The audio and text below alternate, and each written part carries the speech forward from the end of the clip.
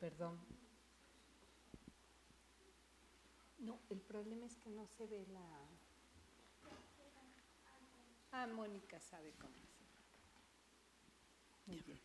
Bueno, pues les damos la más calurosa bienvenida. Gracias por acompañarnos nuevamente. Tenemos un pequeño cambio en la mesa de hoy. La fiscal Nelly Montealegre tuvo una emergencia propia de su cargo, pero nos dejó su ponencia en muy buenas manos, las manos de María Teresa Medina Villalobos, que nos hace favor de acompañarnos. Y bueno, pues damos inicio a la primer diálogo de esta sesión, que son las vidas interrumpidas. En la mañana hicimos una presentación desde la teoría hasta la aplicación pragmática de la teoría a través de la ética, y ahora empezamos a abordar la ética desde la vida misma. Así que, por favor. Sí, bueno, muy buenas tardes. Mi nombre es Fabiola Zárraga y a continuación voy a dar una breve semblanza de quienes nos acompañan. Bien, se encuentra con nosotros la doctora Dolores Muñoz Cano. Ella es licenciada en Pedagogía por la Facultad de Filosofía y Letras de la UNAM, maestra en Pedagogía por la Facultad de Filosofía y Letras de la UNAM. Tiene estudios de doctorado en Pedagogía en Facultad de Filosofía y Letras de la UNAM. Es doctora en Ciencias Políticas y Sociales con especialidad de Sociología por la Facultad de Ciencias Políticas y Sociales de la UNAM. Asimismo, es profesora de la Facultad de Ciencias Políticas y Sociales de la UNAM, donde ha impartido varias asignaturas como Historia Mundial, Económica, Política y Social, Problemas actuales de la educación en México, Problemas sociales de la mujer, Sociología de género, Sociología de la educación, talleres de investigación sociológica, entre otras. Asimismo, es pertinente mencionar que ha recibido diversas distinciones, entre las que destacan Medalla al Mérito Universitario, Medalla al Reconocimiento de la Docencia en la UNAM, Diploma como Forjadora de la Nación otorgada por la Cámara de Diputados, candidata al Premio Universidad Nacional en Docencia y varios reconocimientos de la OSC. Sus líneas de investigación son en temas de derechos humanos, género, infancia, educación, violencia, discapacidad, tercera edad, metodología y políticas sociales. Es autora de varios artículos publicados en libros y revistas científicas especializadas. Los temas principales son sobre infancia y mujeres. Las últimas publicaciones son Trabajo de niñas, niños y adolescentes en el Distrito Federal, uniendo voces contra la violencia familiar y de género, artículo Lenguaje y violencia. Es coordinadora del programa de estudios sobre mujer, infancia, adolescencia, vejez y políticas sociales en el Centro de Estudios Sociológicos de la Facultad de Ciencias Políticas y Sociales de la Universidad Nacional Autónoma de México. Además, es responsable del Seminario Permanente sobre Trata de Personas en el Centro de Estudios Sociológicos de la Facultad de Ciencias Políticas. Asimismo, también es responsable de las áreas de docencia y sociología de la educación, impulsora del área de estudios de sociología de género y área de sociología de la infancia en la Facultad de Ciencias Políticas y Sociales.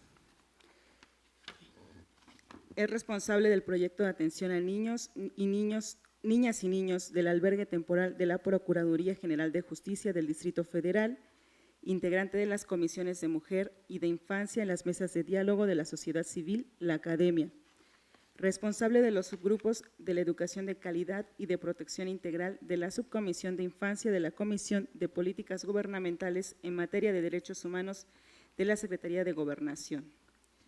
Actualmente forma parte de la subcomisión de infancia de la Comisión de Políticas Gubernamentales en materia de derechos humanos de la Secretaría de Gobernación, en la que es responsable del subgrupo Medidas Especiales de Protección como responsable de la sociedad civil. Bienvenida, doctora. Gracias. También contamos con la presencia de la maestra Teresa Medina Villalobos. Ella es abogada por la Universidad de Guadalajara, México, cursó maestría en Derecho Civil en la UNAM en la misma universidad y máster en el Sistema Penal Acusatorio en la Universidad de Girona, España. Cuenta con diversos diplomados sobre Procuración de Justicia y Perspectiva de Género, Derecho Internacional de Derechos Humanos de las Mujeres. En el transcurso de su carrera profesional ha impartido cursos y ponencias en diversos foros en los estados de la República Mexicana, así como en Madrid, España, sobre temas de derechos humanos de las mujeres y procuración de justicia. También ha publicado artículos en revistas de la Comisión Estatal de Derechos Humanos del Estado de Jalisco y ha sido consultora investigadora en temas de reforma penal para la Agencia de los Estados Unidos para el Desarrollo Internacional en el programa del Sistema Penal Acusatorio en la Universidad de Girona, España. En el 2008 a 2010 fue directora general adjunta de averiguaciones previas y procesos de la Fiscalía Especial para los Delitos de Violencia contra las Mujeres y Trata de Personas, y a partir del 2012 es directora general adjunta de Formación y Políticas Públicas de la misma Fiscalía adscrita a la Procuraduría General de la República, institución del Gobierno Federal. En el 2007 se desempeñó como directora general del Sistema de Atención a Víctimas de la Procuraduría General de Justicia del Distrito Federal en México.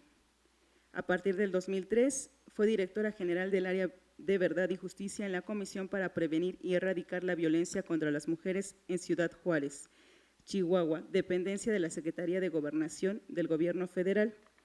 Y en el 2000 fue la primera mujer en desempeñar el cargo de subprocuradora de Derechos Humanos en la Procuraduría de Derechos Humanos y Protección Ciudadana de Baja California, México.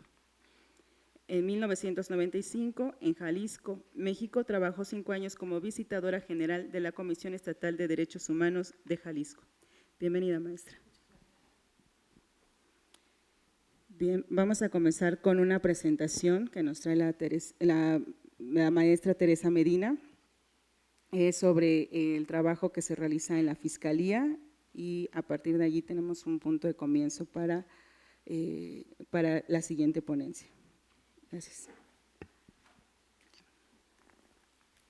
Muchas gracias, pero todavía no se proyecta. Acá está.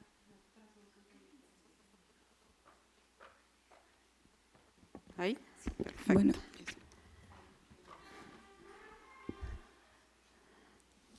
Agradezco la invitación a mi jefa, la maestra Nelly Montealegre, que se disculpa con ustedes.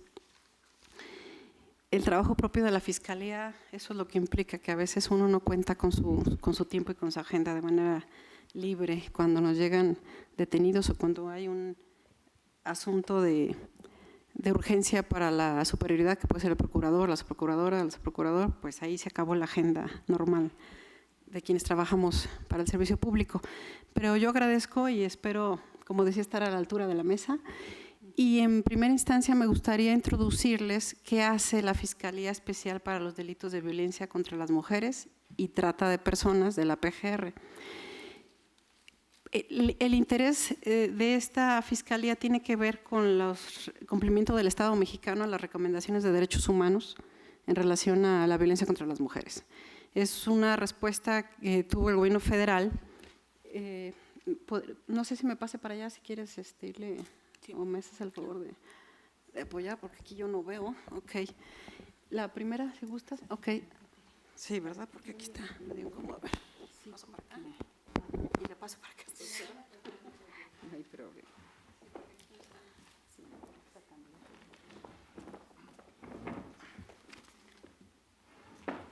Es importante mencionar la trascendencia de esta unidad especializada, digamos, en atención a la violencia de género y a la trata de personas, porque tradicionalmente las recomendaciones de derechos humanos a los países latinoamericanos es que tengamos unidades especializadas en la atención, investigación y protección a las víctimas de violencia de género y en esta ocasión de trata de personas. Entonces aquí, si ustedes alcanzan a ver, hay una línea cronológica de cuáles son los eventos importantes en México en materia legislativa que dieron o que impulsaron la creación de esta Fiscalía.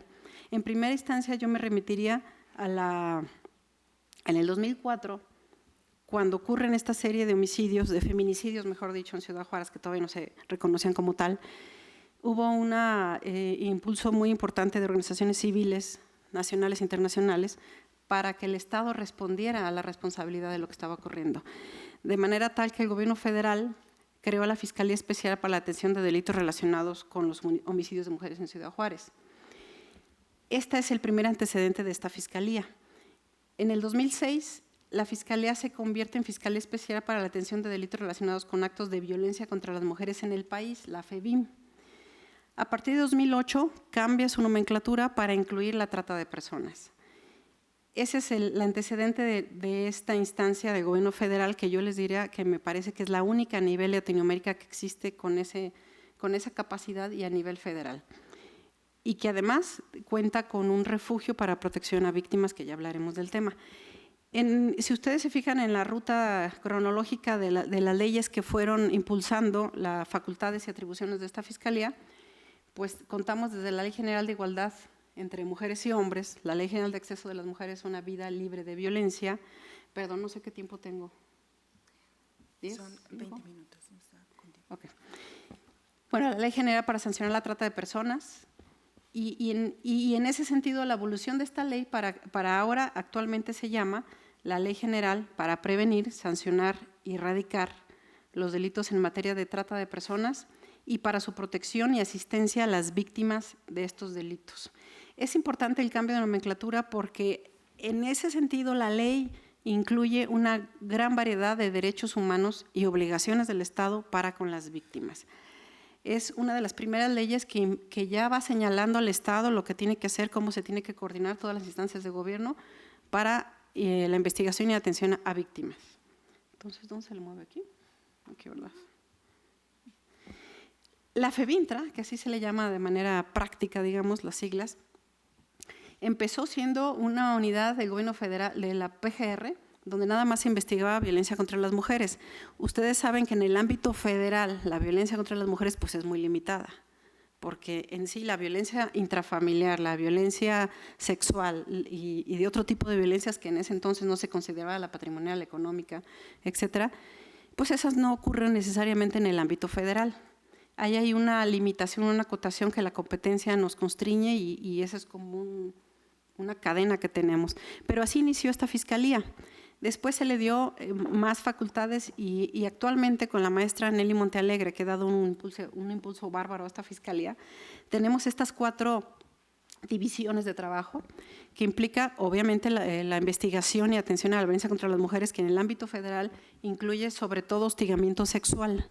Hay una gran incidencia de hostigamiento sexual que conocemos y los presuntos imputados son maestros de escuelas federales. O tuvimos un día un caso de unos maestros de Limba. Entonces, todos los servidores y servidoras públicos del ámbito federal están sujetos a la competencia de nosotros y ahí se puede configurar hostigamiento sexual, abuso sexual, violación, feminicidio. ¿Qué otro tema? Bueno, en términos generales. Entonces, tenemos un área ministerial que se encarga de esa investigación. La trata de personas, tenemos otra área de investigación en la misma fiscalía, que además es un edificio muy pequeño, que también investigan la trata siempre y cuando no sea delincuencia organizada. Cuando es delincuencia organizada le corresponde el aceido, aunque muchas veces el aceido en los operativos, cateos que hace, encuentran mujeres menores víctimas de violencia, menores de edad, y nos colaboramos para poderlas recibir en el refugio y protegerlas y dar todos los servicios que ya les platicaré que hacemos en el refugio.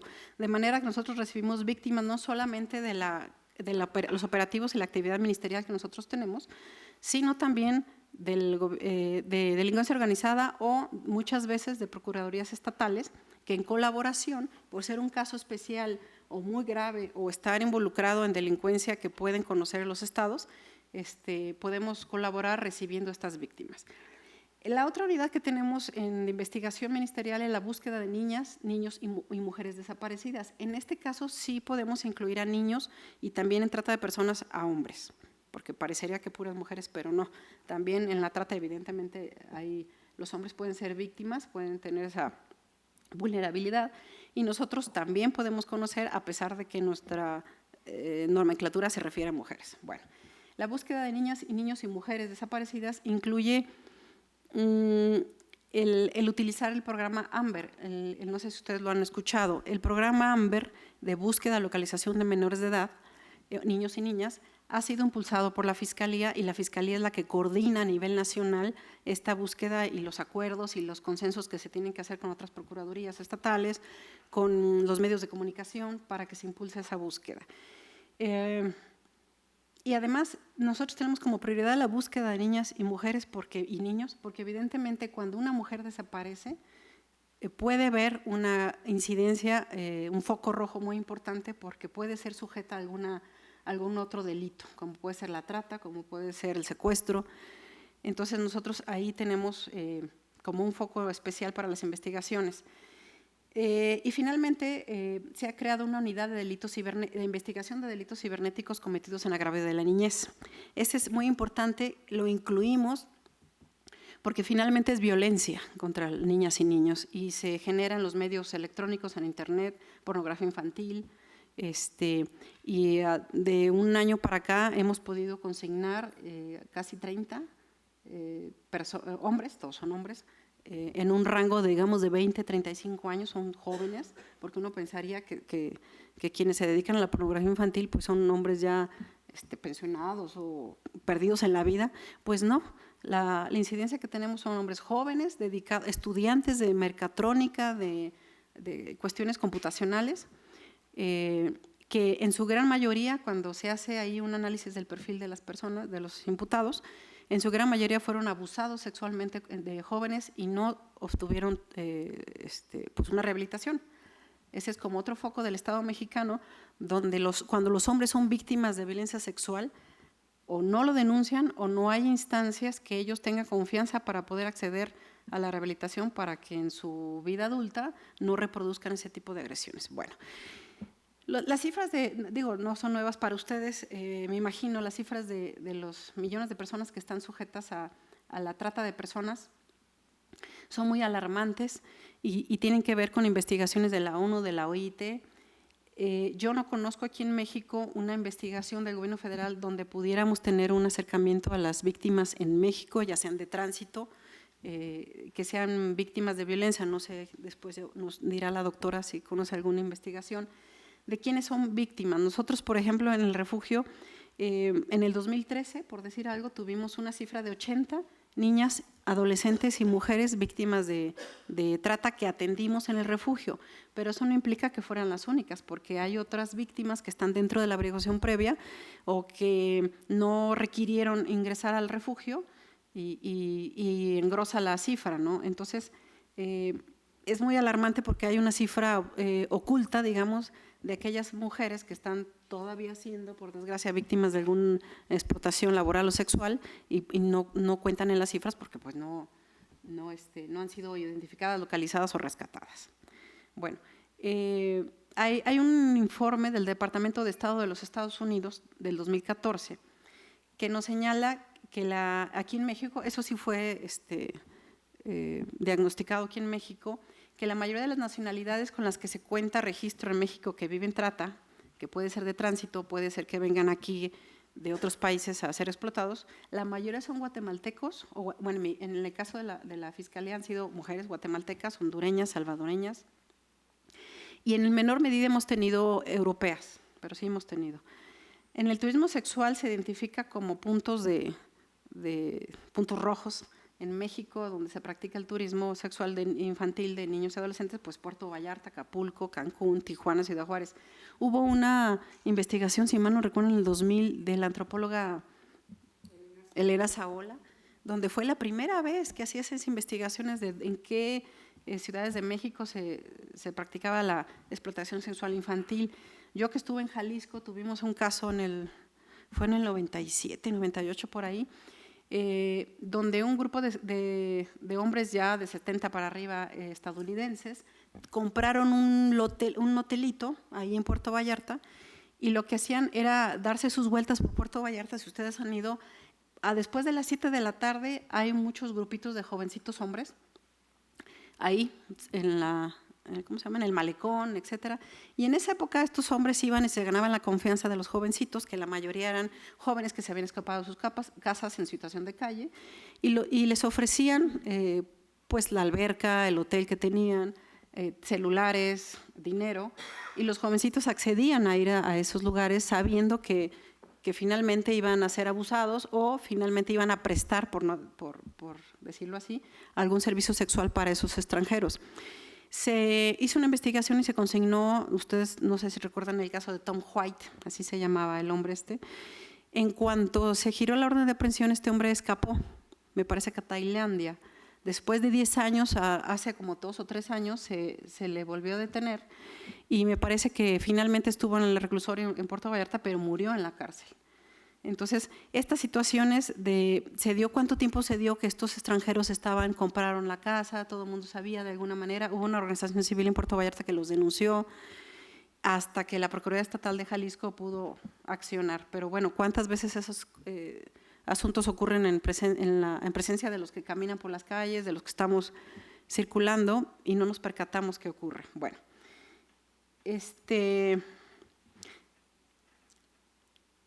también les quería platicar el primer caso de un estadounidense que nosotros pudimos detener en el 2008 por pornografía infantil que subía a la red. Fue en el 2008 en Tijuana. Era un extranjero, digamos de 70 años, que ya llevaba 15 años en Tijuana sin regularizar su situación migratoria, porque ustedes saben que ahí en Tijuana pues todo el mundo entra, sale, sobre todo los extranjeros, usualmente no les piden identificación al ingreso.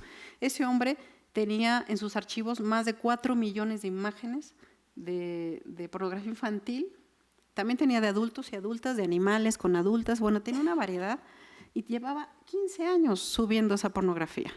Pero bueno, ese fue uno de los primeros casos de la Fiscalía. Entonces, esta Fiscalía no necesariamente se dedica a violencia de género y trata, sino ya la ampliamos también a otros tipos de violencias que se pueden ejercer en los medios cibernéticos. Bueno, aquí no me voy a detener porque se refiere a, como les mencionaba, esta entidad del gobierno federal responde a una serie de obligaciones que tiene el Estado mexicano, que no nada más es instituir el edificio, contratar 150 servidores y servidoras públicas, sino que esos servidores y servidoras públicas entiendan lo que, por ejemplo, poner un solo ejemplo, el artículo 1 constitucional define en relación a qué obligación tenemos nosotros que estamos atrás del escritorio, el policía, el perito, para prevenir, atender, sancionar la violencia. Ese es uno de los temas que nosotros en la Fiscalía, que también damos capacitación a otros servidores y servidoras públicas, a universitarios, a padres de familia y a estudiantes, les hacemos como ese énfasis. La Constitución dice que las autoridades sus obligaciones son prevenir, erradicar, atender y sancionar la violencia. Pero si uno no desgrana en términos de derechos humanos esas obligaciones al servidor público, el servidor público no lo entiende. Él cree que eso le corresponde al procurador, al presidente, a la institución como tal, no al perito, no al Ministerio Público. ¿Yo cómo voy a prevenir la violencia si yo lo único que hago es investigar delitos, consignarlos? Esa es mi función. Y entonces, parte del trabajo de la Fiscalía es sensibilizar a nosotras que trabajamos ahí, de qué manera tu trabajo contribuye en una cadena para combatir la impunidad, para prevenir, erradicar y sancionar la violencia. Si un perito no hace bien su trabajo, no hace bien el peritaje, la consecuencia que va a tener, por supuesto, va a ser que el Ministerio Público ante el juez no va a poder defender bien ese caso y puede llegar a la impunidad cuando no condenen a esa persona. Y en ese caso, como equipo de trabajo, por una omisión de un perito, de un ministerio, de un policía que no investigó, no cumplimos con el primero constitucional. Esa es una de las funciones que también tenemos en el sentido de sensibilizar a las personas. Bueno, esta presentación tiene que ver también con la descripción y la definición de lo que es la trata, que estoy segura que ustedes tienen ya nociones, aunque no sean abogadas o abogados. Finalmente, la trata de personas empezó como trata de blancas, ¿no? Así se le mencionaba. Tengo entendido porque al principio, obviamente, las mujeres negras pues ya eran esclavas, no tendrían por qué de manera, ¿cómo se dice?, secreta, subrepticia, robárselas y explotarlas porque ya tenían esa calidad o ese carácter, por desgracia. Y entonces, cuando se genera la la libertad de las personas de color, empiezan a robarse, secuestrar y explotar a mujeres blancas. De hecho, en la guerra de China contra Japón, por ahí por los 30, Japón lo que hacía cuando llegaba, y por desgracia ha ocurrido en el transcurso de la historia en este mundo, lo que ocurría cuando llegaba a los territorios ajenos era, lo primero era raptar, captar a las mujeres extranjeras o las mujeres más bien del origen del lugar donde estaban invadiendo, para esclavizarlas sexualmente y tenerlas en sus cotos de esclavitud. Fue una tragedia que yo creo que hasta este momento no ha sido reconocida con el carácter de tragedia de lesa humanidad, sino a partir de que la Corte Penal Internacional empieza a conocer ese tipo de casos que ocurrieron en la guerra de Serbia-Herzegovina, como se llame, donde también había una selección de mujeres para la esclavitud sexual y para el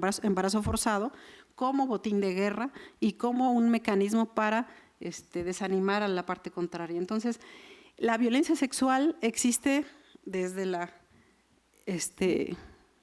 historia primaria de la historia humana, y la trata también.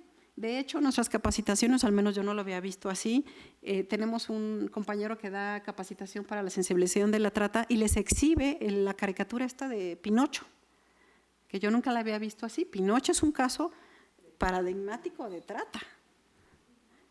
Y también Dumbo, me parece. Entonces, bueno, esa no la conozco. Ok, no, esa no es caricatura. Sí, es un cuento de niños, ese no lo he leído. Sí, por desgracia, la literatura también tiene casos de trata, y que finalmente cuando éramos niños, o al menos en mi caso éramos niñas, yo nunca, y además los padres cuando lo cuentan a uno ese tipo de cosas, pues no tenemos esa noción de cómo la literatura también recrea no nada más estereotipos de género discriminatorios, sino también este tipo de actitudes ilícitas como es la explotación infantil. Entonces, bueno, nuestra ley actualmente tiene una serie de diversas modalidades de los delitos en materia de trata. Son, como ustedes advierten, son bastantes, y los modus operandi para poder llegar a estas modalidades también son muy diversas. Desde la esclavitud, la condición de siervo, la prostitución ajena u otras formas de explotación sexual, la explotación laboral, el trabajo de servicios forzados, la mendicidad forzada, la utilización de personas menores de 18 años en actividades delictivas, la adopción ilegal de personas menores de 18 años, el matrimonio forzoso servil, el tráfico de órganos, tejidos y células de seres humanos vivos, que me preguntan, pero yo en la Fiscalía, llevo 5 o 7 años ahí, yo nunca hemos tenido un asunto de tráfico de órganos, pero no lo descarto. Y la experimentación biomédica ilícita en seres humanos. Bueno, aquí no me voy los mecanismos de enganche que son importantes conocer, pues muchas veces son camuflados a través de ofertas de empleo o contratos de trabajo reales o simulados. Actualmente me parece que la Secretaría de Gobernación ya tiene ahí una unidad donde está detectando las ofertas de empleo que se publicitan en los medios de comunicación impresos, para poder detectar cuáles podrían ser o entrar en esa categoría de ofertas de empleo simuladas y que pueden ser un mecanismo de enganche. Se prohibió, pero siguen apareciendo. Y entonces, parte también de la Fiscalía está colaborando con la Secretaría de Gobernación para detectar en los periódicos cuáles anuncios podrían ser un mecanismo de enganche. Y entonces, bueno, la promesa de ganar buen dinero, promesa de matrimonio, secuestro, dice que las compran. ¿Cómo que las compran? Sí, bueno, eso ocurrió evidentemente en el sur, cuando a las chicas las canjean, yo diría, por una vaca o por un costal de maíz. Y las redes sociales, los mecanismos de sometimiento, acordémonos que el conocimiento de la víctima de la situación de explotación no libera de responsabilidad al presunto imputado o a los explotadores. Es decir, si la víctima conocía que estaba en una situación de explotación sexual, si dio su consentimiento, engañado o no, no es justificación para la imputabilidad del presunto responsable. De todos modos, es responsable de un delito de trata. Entonces, bueno, no nada más pueden ser tan conscientes, sino puede ser a través de chantaje o manipulación sentimental. Yo les podría decir que la gran parte de las chicas que tenemos víctimas en el refugio son por un chantaje o manipulación sentimental. La gran parte, y claro, son más fáciles de detectar esas que las que tienen encerradas, que fueron secuestradas, están cautivas. Obviamente son más fácil las que están, digamos, en burdeles al público. Y entonces la gran parte de las chicas que tenemos son chicas que tuvieron problemas en sus casas, que no hay, digamos, un respaldo en sus casas, y ahí estos enganchadores están en las paradas de los metros, de los camiones, y empiezan a revisar o a detectar la rutina de muchas de las niñas que ahí se paran para ir a la escuela, para ir al trabajo, y poco a poco se dan a conocer, empiezan a contactarlas, a presentarse, a regalarles, invitarlas. Las chicas caen porque ahí encuentran, digamos, no sé, atención, amor, protección, lo que sea, y pueden llegar hasta el matrimonio. Tenemos casos donde esta gente se casa con ellas y entonces ya se las extrae de su contexto familiar, de su región, las lleva a otra ciudad y ahí es donde comienza a explotarlas, también a través de chantajes, porque primero las tienen muy bien en un hotel, en su casa, donde sea, y empieza a decirles el enganchador: ya no tengo dinero, fíjate que ya se me acabó porque te he dado todo, entonces yo quisiera darte más, pero ya no tengo dinero, y fíjate que mi vecino, mi hermano, mi primo, su esposa le está ayudando, ¿por qué no vas con ella para que te diga cómo está ayudando a su pareja? Y estas mujeres ingenuas, con ese sometimiento y ese enamoramiento que tienen en ese momento, o hasta embarazadas pueden estar, llegan poco a poco a aceptar la prostitución forzada con tal de ayudarle a su pareja, con ese, les digo, ese enganche que las tienen ahí. Por eso ese tipo de situaciones donde al parecer están conscientes de lo que hacen, pero finalmente es trata. Ese tipo de ejemplos los tenemos. Bueno, endeudamiento, ustedes saben eso, sobre todo cuando van a otro país y las endeudan y les dicen que tienen que pagar el vuelo, el hotel, lo que gastó el enganchador o el tratante para que pudiera irse a trabajar a algún lado, pues ahora me lo debes y ahora me lo pagas. En fin, las amenazas, violencia física, secuestro de hijas e hijos. Bueno, esta es una estadística que hacemos en la Fiscalía de los estados con mayor incidencia de delitos de trata de personas. Esto se hace a través de colaboraciones con las procuradurías estatales que nos pueden dar ese tipo de información. Y las encuestas o la información se recaba a través de llamadas telefónicas o puede ser a través de alguna colaboración documental. Ahí tampoco me quiero detener. Las leyes que tiene ya México en materia de trata de personas son 26 estados, según esta, que es de agosto. Esta estadística es de agosto de este año, y hay 2 estados con iniciativa y 4 sin ley armonizada. Me parece que esta es armonizada a la ley general. Esa es la circunstancia. Bueno, aquí no va a parar. A ver, áreas exclusivas para la investigación de delitos de trata. ¿Quiénes de las procuradurías en la República tienen ya una fiscalía, una unidad, una agencia especializada en trata? 19 sí la tienen y 13 todavía no la tienen.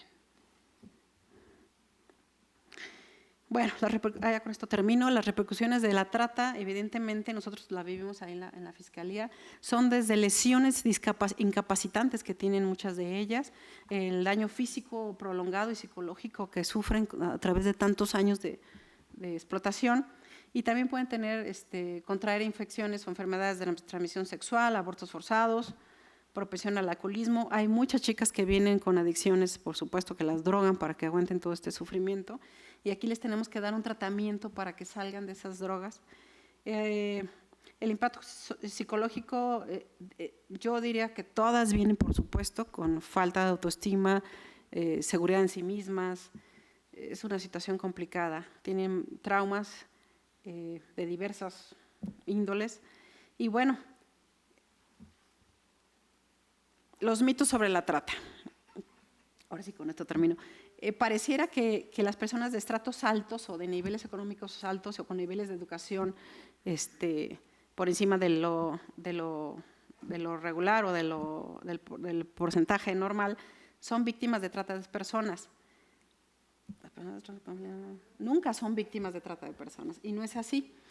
Lo que pasa es que a veces no son denunciadas. También hay chicas que en la discoteca, chicas de, digamos, de familias sin necesidades económicas que también pueden ser raptadas o pueden ser sujetas a la explotación a través del enganche o el enamoramiento. Y cuando a una persona le ofrecen irse al exterior y abiertamente le informan que dicho trabajo va a ser en prostitución, no existe el riesgo de que vaya a ser víctima de trata de personas. Por supuesto que hay un riesgo enorme. Cuando una persona que ya fue víctima de trata de personas no tiene ninguna posibilidad de volver a ser víctima, por supuesto que no, porque ya sabe cómo es el reclutamiento y no va a volver a ser engañada. Parecería, eso es un mito, pero por supuesto que no es así. Bueno, a las víctimas de trata de personas siempre las sacan del país con documentos falsos. La realidad son que la trata es un delito de personas de los más graves, que lesiona permanentemente la autoestima y el libre desarrollo de la personalidad, que deja huellas trascendentes de por vida. Toda persona implicada con pleno conocimiento en cualquiera de las etapas que involucra la trata de personas es parte del delito. Esa es una nota a resaltar, que también los clientes, porque parecería que el cliente siempre fue de alguna manera olvidado por el Código Penal, por las leyes penales. La ley actual sí lo contempla toda una gama de quienes participan, son conscientes, ayudan, cobijan, se callan, y al cliente, que es el principal, para mí, causante de esta explotación sexual. Si no hubiera demanda, no habría oferta. Y bueno, lo que sigue es, ¿por qué incorporamos la perspectiva de género en todo lo que hacemos? Bueno, primero porque es una obligación del Estado mexicano en fuente internacional y en fuente nacional de la ley, y nosotros aquí en la FEBINTRA procuramos incorporar la perspectiva de género no solo en las investigaciones, sino también en la atención y capacitación de las víctimas. Yo creo que con eso, bueno, no sé si les pudiera decir rápidamente cuáles son los servicios que brindamos en el refugio, que, insisto, lo que hacemos es el cumplimiento de la Ley General de Víctimas, el cumplimiento de la Ley General de Trata y Protección a las Víctimas y el cumplimiento de la responsabilidad del Estado mexicano. Y entonces se procura que la atención sea integral. Tenemos psicólogas que les dan no solamente la atención cuando están en crisis, sino la terapia a estas chicas. Por supuesto que se les da hospedaje, no necesariamente en el refugio, muchas veces a las familiares o a las víctimas cuando no tienen necesidad de ir al refugio y están en tránsito en la Ciudad de México para su investigación, también se les proporciona alimentación, hospedaje, ropa, servicio médico, asesoría jurídica, el apoyo psicológico. Nosotros en la Fiscalía, dentro de la Fiscalía tenemos antropólogas sociales, trabajadoras sociales, psicólogas y abogadas. Y dentro del refugio también tenemos, excepto la antropóloga social, tenemos esas disciplinas en apoyo a las chicas. La población que nosotros tenemos en el refugio fluctúa. Ahorita tenemos 15, hace 20 días tenemos 30. Entran y salen dependiendo la atención que necesiten y si tienen redes sociales o familiares que las puedan recibir para que dentro de su círculo familiar puedan recibir la terapia o la reintegración, o si ellas así lo deciden. La mayoría de las niñas que tenemos, de las personas que tenemos son jóvenes, adolescentes. Hemos tenido niñas hijas de víctimas recién nacidas, llegan embarazadas, ahí nacen, ahí las apoyamos para el alumbramiento. Hasta mujeres de 25 años, 23 años más o menos, hemos tenido ese rango de edades. Y lo que nosotros prodigamos y tenemos mucho interés es no solamente estos servicios multidisciplinarios que tienen que ver con toda la atención a víctimas, que es psicología, médica, este tipo de cosas que les llamamos medidas atípicas, sino las atípicas, es decir, nosotros diseñamos proyectos de capacitación en oficios a las chicas que así lo decían. Hemos conseguido educación abierta porque ninguna viene más allá de la preparatoria y ninguna viene con documentos. Muchas veces algunas son analfabetas. Entonces ahí procuramos, eso sí obligatorio, que cursen o terminen su educación secundaria, primaria o la que corresponda. Podemos conseguirles sus documentos cuando tenemos registro de ellas, porque a veces es bien complicado ubicar sus registros en los lugares de origen o donde nacieron o donde vivieron antes de que fueran captadas.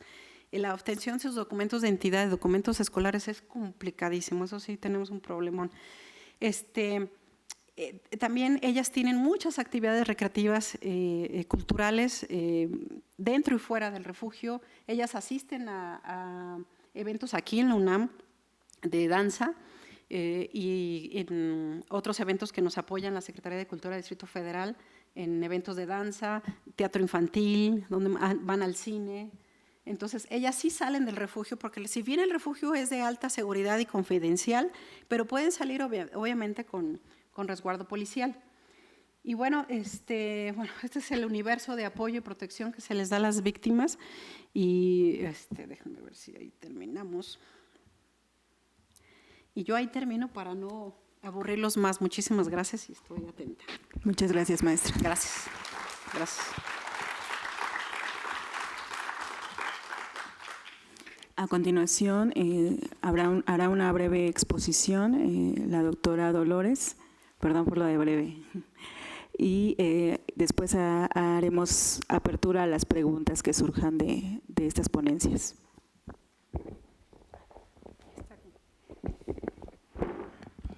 Gracias. Bien, pues no sé qué tan breve, ¿eh? Vamos a ver, espero que… Bueno, agradezco al Seminario Universitario de Estudios del Discurso Forense y en especial a la doctora Margarita Palacios la invitación que me hiciera para encontrarnos este día e iniciar una plática que espero tenga continuidad y frutos en el quehacer académico en nuestra universidad y, por supuesto, en los ámbitos de acción de cada uno de ustedes. Mi intervención es en relación a la situación que diariamente viven miles de niñas, niños y adolescentes en el encierro de su miserable existencia, en manos de personas que se dicen caritativas, altruistas, benefactoras del necesitado y excluido. Hoy tenemos un ejemplo fresco del día que espero aún no se borre de sus memorias. Quiero hacer una muy breve recapitulación de lo que son las acciones de beneficencia y de asistencia en nuestro país. La orfandad, el abandono y la exposición de niñas y niños ha sido una historia antigua y continuada. Una historia en México que se origina desde la época de la colonia y nunca ha dejado de presentarse en diversos periodos de nuestra historia. Niñas, niños y adolescentes que eran objeto de la caridad cristiana, en un principio, después de la asistencia de grupos altruistas con benefactores que les procuraban sus necesidades de techo, vestido y sustento, atendidos también por la corona española. El primer hospicio existente en nuestro territorio nacional fue el del fraile Zumárraga en Valladolid, hoy Morelia, y después el de México con el conde de Lorenzana. Este hospicio pronto se convirtió en un lugar de refugio para madres abandonadas o solteras, menesterosos y ancianos. Los niños pasaron entonces al TECPAN de Santiago, que poco tiempo después también alberga a niños y adolescentes, pero delincuentes. Y entonces la población se encontraba toda revuelta. Posteriormente se convierte este lugar en la escuela de oficios, pero ya no más para los huérfanos, ni para los expósitos, ni para los abandonados. Se crea el internado infantil y la casa cuna para esta población desamparada, producto de la pobreza, de la incapacidad de sus padres para mantenerlos, de las violaciones de que eran objeto sus madres. A esos niños y niñas que como hoy se les deja y se les dejaba recién nacidos en las puertas de las iglesias, en los hospitales, abandonados en la calle o en las acequias de la ciudad. Cuando surgen esas instituciones, muchas madres dejaban ahí a sus hijos e hijas al cuidado de las monjas primordialmente, quienes actuaban de conformidad con los principios de la caridad cristiana, por misericordia, es decir, la compasión hacia los sufrimientos y errores ajenos, como atributo cristiano y divino que perdona los pecados y remedian los sufrimientos de las personas. Esa es la definición de esta acción cristiana, la cual en realidad ha dejado mucho que desear. Posteriormente, es el Estado quien toma en sus manos la atención de esta población a través de algunas políticas sociales encaminadas a aliviar las difíciles cargas de las familias pobres, numerosas, marginadas e ignorantes. Surgen desde el siglo XIX lineamientos para darles atención especial y junto a los benefactores de las instituciones se desprende la asistencia pública y la privada. Esta última coordinada por una junta que reglamenta y supervisa las funciones de las instituciones de beneficencia. El Estado, por su parte, trata de apoyar estas acciones con asuntos económicos de toda la población. De ahí surge la Lotería Nacional, con el único propósito de que todas las ganancias fueran directamente a solventar los gastos de estas instituciones de asistencia privada y pública. La asistencia pública nace con el proyecto de una política de salud para la población más necesitada, en donde se trata de atender las diversas afectaciones de la población por diversos carices, enfermedades más recurrentes en la infancia, la ceguera, la sordera. Se atendían los casos de niñas y niños baldados a consecuencia de los diversos enfrentamientos revolucionarios y la pandemia de la poliomielitis. Y surge así a lo largo del siglo XX las políticas sociales y las políticas públicas, pero estas no alcanzan a esta población infantil y a la infancia en general. En los años 70, posterior al Instituto Nacional de Protección a la Infancia, el INPI, y del Instituto Mexicano de Atención a la Niñez, IMAN, se instituye el Sistema Integral de la Familia, el DIF, quien debe asumir las tareas de atender y asistir a la familia completa. Esta institución, desde su creación, asume su responsabilidad de la casa cuna, creada desde mucho tiempo atrás, y de los internados para niñas y niños, hoy inexistentes, solamente la casa cuna. Son los únicos que atiende el Estado de manera oficial a nivel nacional. He de señalar que la casa cuna no recibe a ningún niño o niña que presente alguna discapacidad, por leve que sea. En la Ciudad de México no hay casa cuna ni albergue oficial para los huérfanos, abandonados o expósitos. La Procuraduría de Justicia del Distrito Federal es quien cuenta con un albergue temporal y canaliza a los pequeños a casas hogares de la asistencia privada o de asociaciones civiles, ya se encuentren en la misma ciudad o en otros estados de la República. Pero el Estado siempre ha recurrido a la beneficencia privada. Nunca ha sido capaz de solucionar todos los problemas de la población. Sin embargo, es el Estado el que tutela los derechos de las personas. Es el que establece las reglas para que las personas vivan y se comporten de determinada manera. Vivimos en un Estado de derecho porque tenemos leyes, pero esas leyes en muchos casos no contemplan a toda la población o son letra muerta y muchas veces presenta enormes vacíos.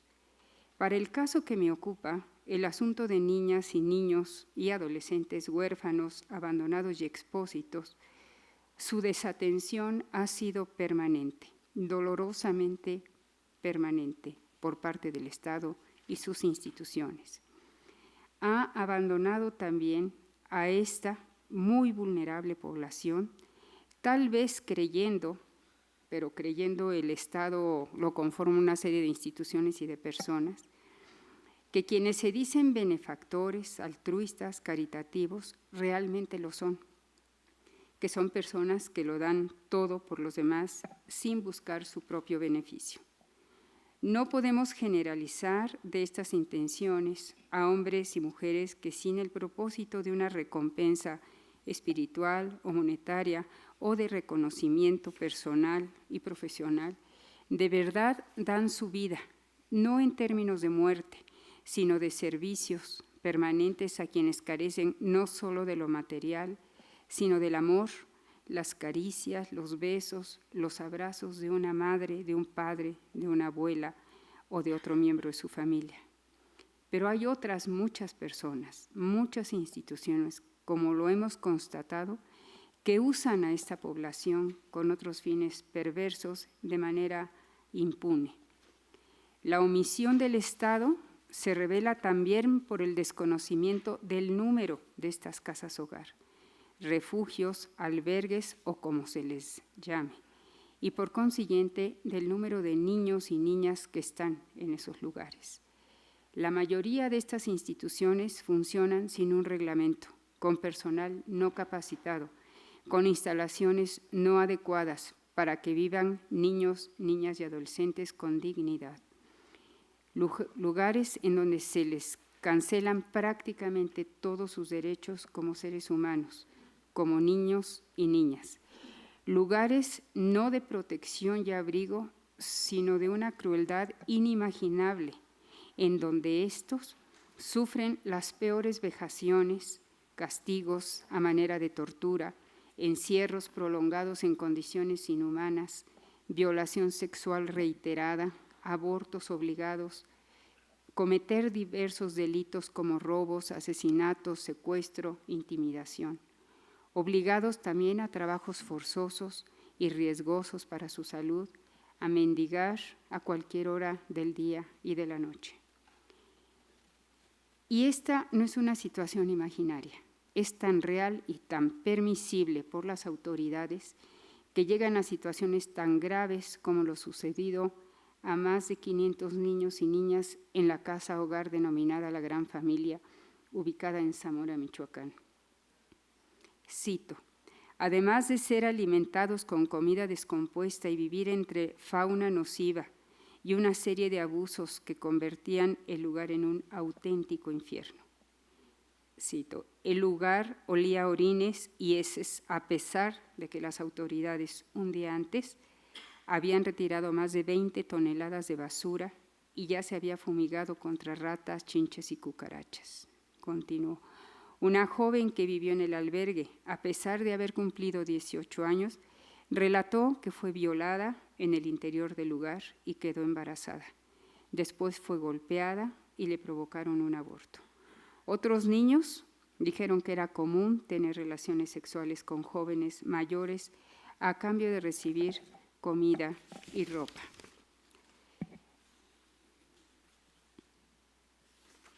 Perdón, ya se me perdieron.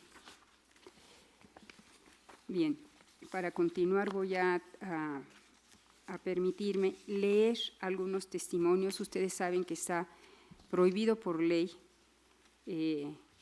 entrevistar a niños y niñas menores de edad, sacar sus rostros en alguna entrevista que se haga, etcétera. Entonces, las entrevistas que hicieron los diarios fueron a las personas mayores de edad que seguían en ese albergue. Dice: X, de 19 años, habla como si contara una vida ajena, pero es la suya. Un compendio de hechos dolorosos que narra sin aspavientos. Sabe que nació en Necaxa, Puebla, que tenía un padre muy violento que maltrataba a su madre, que tuvo 6 hermanos, de los cuales 3 fueron regalados. ¿Quién sabe a quién? Sabe que él era el más pequeño y cuando ya era mayorcito le contaron que su madre intentó matarlo. Eso le dijeron. Su hermano mayor, por ayudarlo, lo trajo al Distrito Federal a vivir a una cantina donde trabajó. Tenía 10 años cuando el patrón lo violó.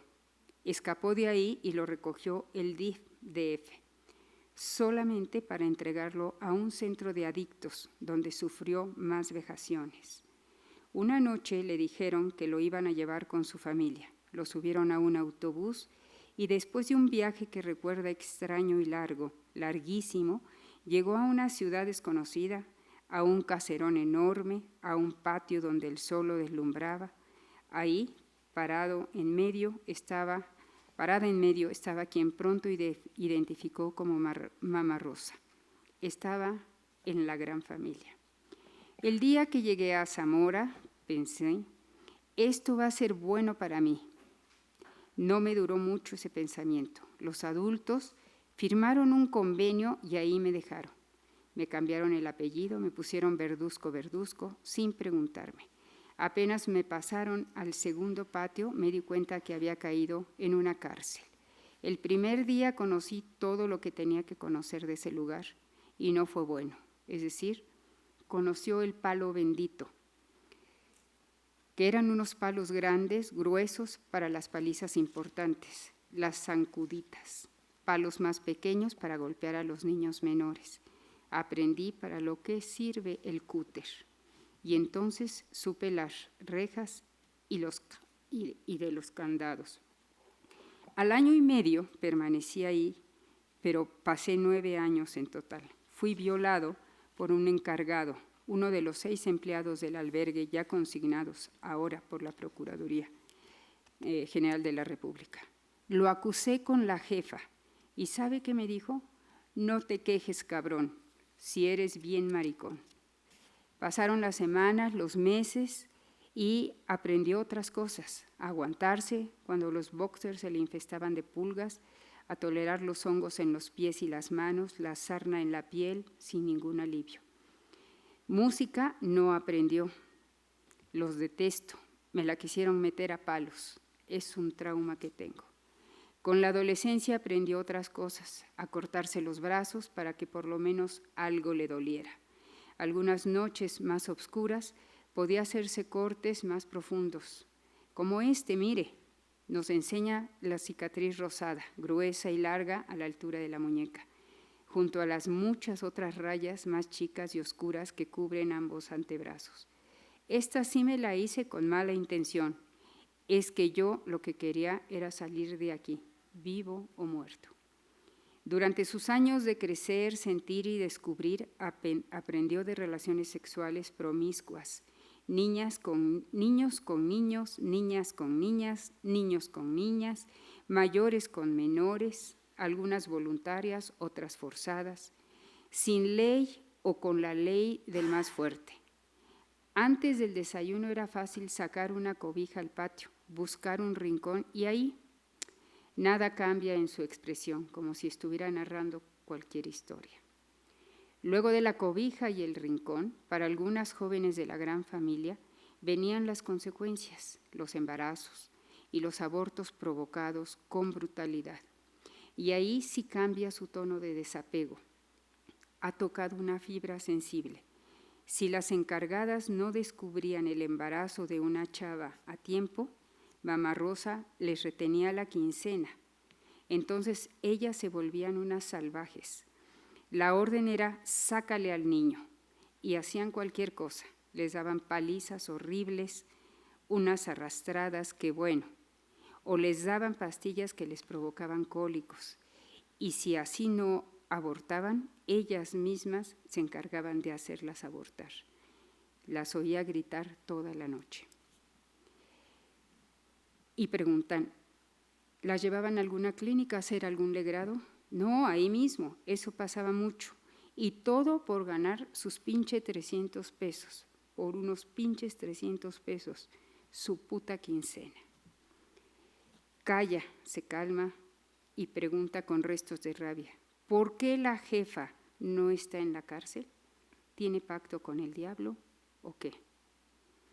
Platicamos una tarde en el Distrito Federal, en otro patio donde lo único que amenaza es el aguacero.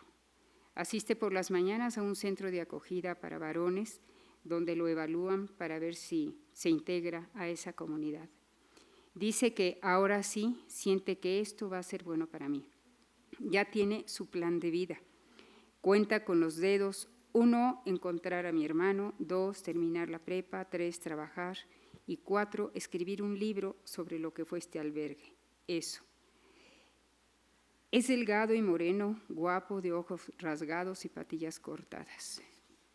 Finalmente, 2 días después lo volvemos a encontrar ansioso, malhumorado. Tiene un antebrazo vendado. Anoche sumó una herida más a su delgada muñeca. Una más entre decenas de rayitas transversales, cicatrices autobiográficas de sus días y sus noches en Zamora, tras las rejas de la casa de una mujer que alguien llamó la dictadora bondadosa. ¿Por qué lo hiciste?, le preguntan. Porque nunca en mi vida he sentido tanto miedo como ahora que me tengo que valer por mí mismo. Y un poco con lo que decía la abogada, estas personas hacen una codependencia con su agresor, ¿no? Y entonces las víctimas de trata también no se quieren ir de los albergues y de los refugios porque tienen una codependencia con estas gentes. Y en este caso, estos niños y estos adultos se querían quedar ahí mismo, porque tienen una dependencia, no saben hacer absolutamente nada. De 33 años. Además de la mirada desconfiada, las orejas paradas y el cuerpo enjuto pero fuerte, enumera varias cosas más que tiene. Tiene varios oficios que aprendió y en los que se considera bueno: electricista, herrero, jardinero, trabajos de limpieza, plomero. No lo tiene a la mano, pero tal vez pueda recuperar su certificado de preparatoria. Y tiene una novia, su pareja, una mujer mayor que él, que también vivió desde pequeña en cautiverio en el albergue de la Gran Familia. Los dos pasaron sus vidas encerrados.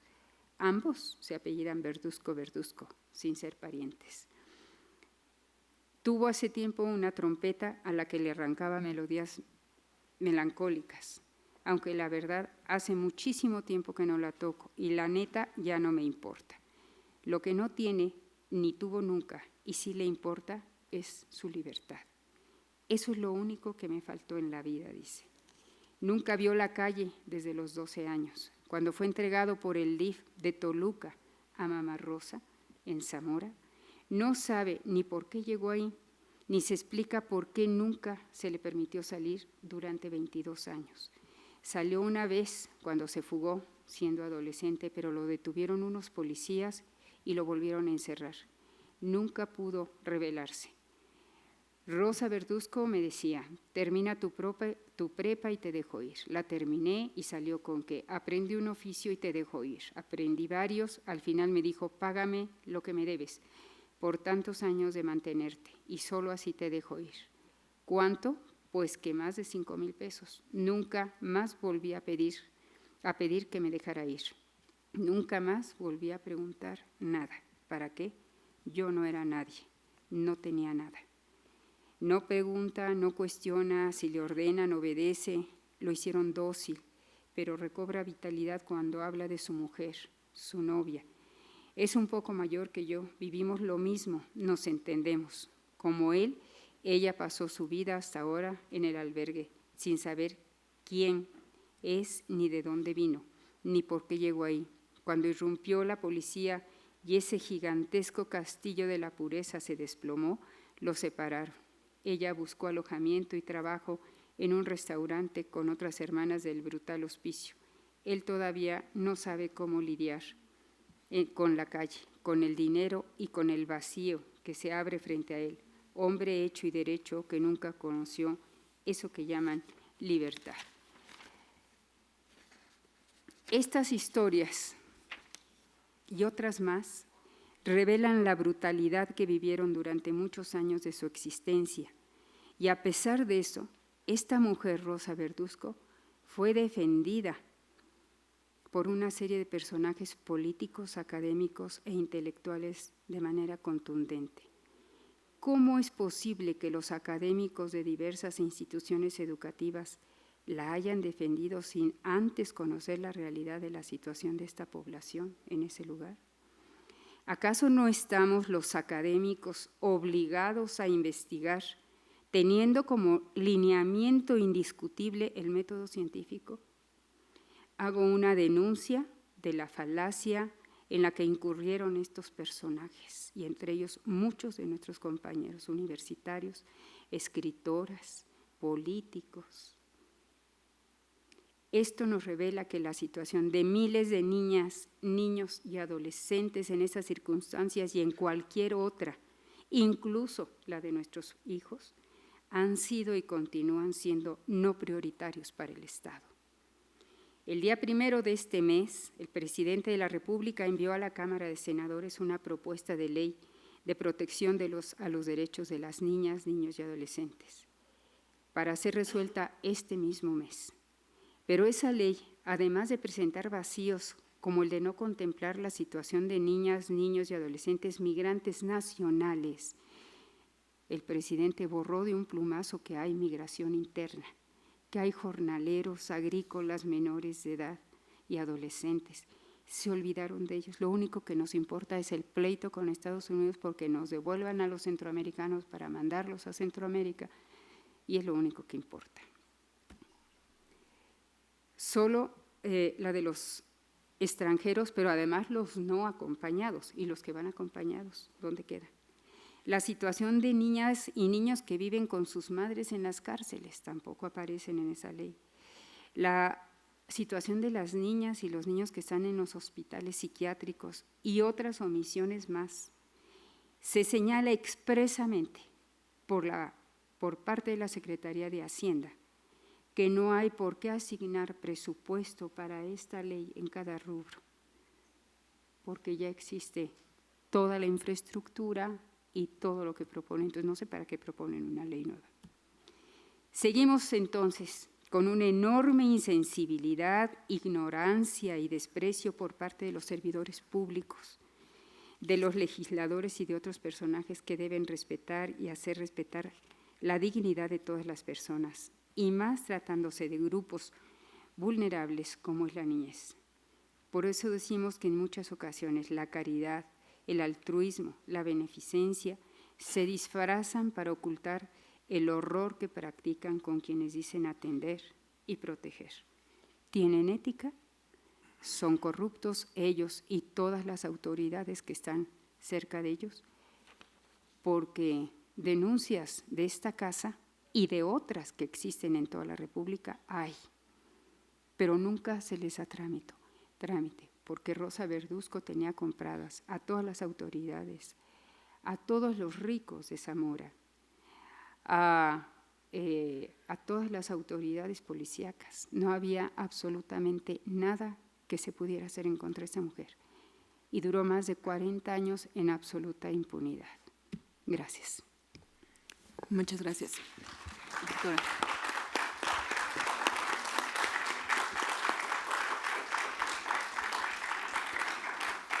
Bien, a continuación abrimos el espacio para las preguntas. En ese sentido, yo empezaré a hacer preguntas, podemos hacer una y una, ¿no? Por supuesto, escuchamos también a la audiencia. En el caso de la maestra Teresa, tengo la pregunta de qué implica que una víctima de trata, que como sabemos hay muchos refugios, precisamente como habla la doctora Dolores, ¿qué implica que FEBIMTRA tome a una víctima de trata y la lleve al refugio? ¿Tiene algún requisito o qué características debe de tener? ¿Por qué no se va a otro refugio que no pertenece a FEBIMTRA? Contesto ya. Gracias.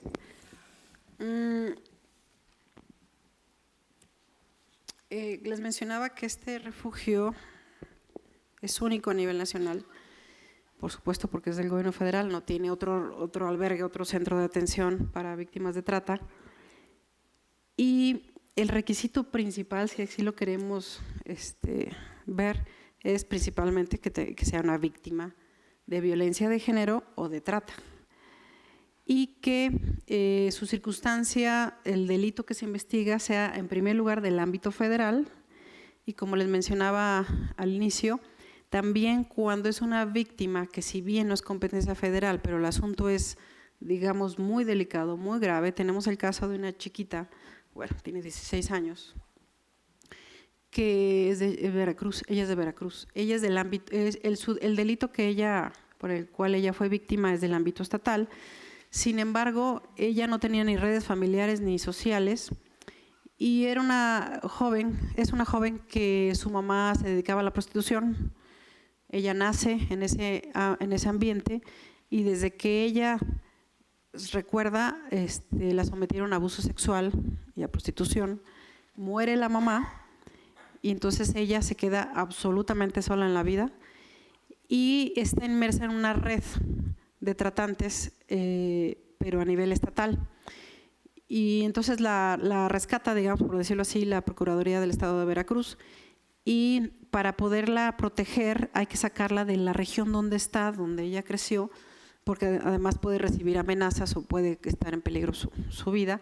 Y este es uno de los casos, por ejemplo, que fueron no atraídos, porque la investigación sigue en el ámbito estatal, pero la chica la recibimos en el refugio por ser una circunstancia particular, no tiene a nadie en el mundo esta señorita, y había necesidad de protección y de confidencialidad donde ella tenía que estar, porque en algunos refugios a nivel estatal, municipal, que pueden existir, a lo mejor no tienen esa característica de alta seguridad. Les mencionaba que si el caso tiene que ver con una necesidad de protección esencial y ocultarla de momento a la víctima, el refugio, en primer lugar, es secreto, nadie sabe dónde se encuentra, excepto los que trabajamos ahí, las y los que trabajamos, y ellas mismas no saben dónde están, sus familiares no saben dónde están, pero sí saben que están bajo resguardo, por supuesto, de la PGR y tienen contacto con ellas, las que tienen familia y las que esas familiares no están involucrados en la explotación, por supuesto. Porque también tenemos casos donde la mamá, el papá, tiene que ver con la explotación y ahí sí se corta de raíz la relación y por supuesto que están involucrados en la investigación. Entonces, las características para poder ingresar a este refugio es la necesidad de protección, confidencialidad, que sea una víctima que necesite ese contexto, porque muchas veces pueden estar en un refugio de puertas abiertas o de medio camino, donde no necesitan necesariamente esta protección que nosotros damos y la confidencialidad, o es necesario tenerlas ahí mientras la investigación concluye, sobre todo aquellas chicas que están involucradas en delincuencia organizada. Tenemos casos de niñas que fueron robadas por los Zetas y entonces las buscan. Y ellas saben mucho del modus operandi de las bandas donde estaban, entonces ellas necesariamente requieren una protección de alta seguridad. Entonces, no sé si contesté la pregunta. También déjenme decirles que hay casos donde las procuradurías, incluyendo la del Distrito Federal, nos hablan y nos piden apoyo, colaboración para cierta víctima, cierta circunstancia que tienen, pero si no reúnen esas condiciones, que en todo caso, pues la que determina es mi jefa, la maestra Nelly Montealegre, no pueden ingresar porque también hay que cuidar a las chicas que tenemos dentro. Tuvimos el caso de una mujer en el Estado de México que fue violentada por el marido, que era policía del Estado de México, y la había amenazado y en el Estado de México no recibía protección o no recibía una atención inmediata. Nos pedían que las ingresáramos al refugio, pero es violencia intrafamiliar. ¿Cómo no podíamos de alguna manera mezclar con chicas víctimas de trata? Entonces, en todo caso se les proporciona una noche de hospedaje mientras escapan, mientras se ponen de acuerdo las organizaciones civiles que muchas veces acuden a nosotros para proteger a las víctimas que ellas tienen en seguimiento. Y si hay necesidad de 2 o 3 noches de albergue, bueno, se les da, pero no pueden permanecer porque este albergue tiene ciertos requisitos que no es para violencia intrafamiliar. Y entonces muchas instituciones, ya sean organizaciones civiles o públicas, sí nos han pedido el ingreso, pero si no reúnen esas características, pues tenemos que negarlos. Es cierto lo que decía la doctora, tenemos un límite de atención cuando nosotros tenemos ahí médicos, médicas, tenemos la atención dentro, pero muchas veces cuando necesitan una atención de cirugía, menor o mayor, dentista, o los partos, los alumbramientos, acudimos a las instancias del sector público federal y es complicadísimo que la atiendan. Por ejemplo, tenemos chicas que sufren esquizofrenia y no tenemos una instancia que las reciba como víctimas de delito, como ese efecto de la consecuencia del delito es todo lo que ellas traen, y no hay una instancia de gobierno federal que las pueda recibir y les dé terapia. Nosotros no tenemos psiquiatras, eso sí no tenemos.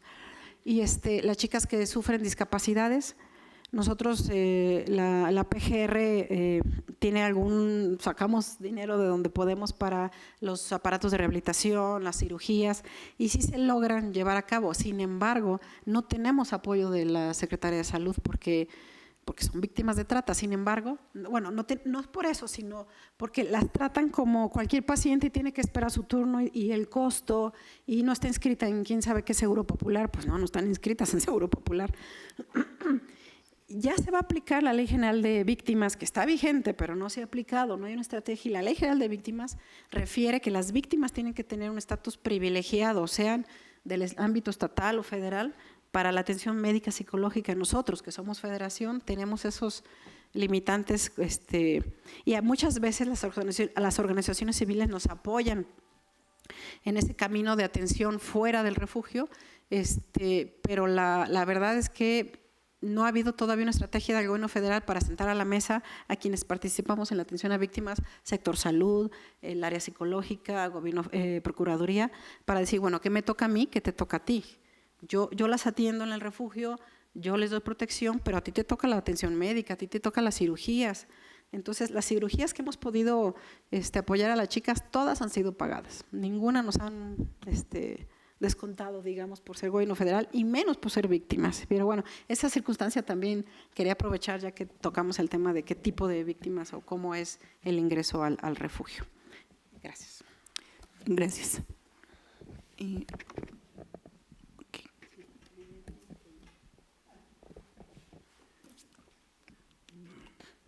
Gracias. Mi nombre es Mauricio Leiva, trabajo en la Procuraduría, soy policía de investigación.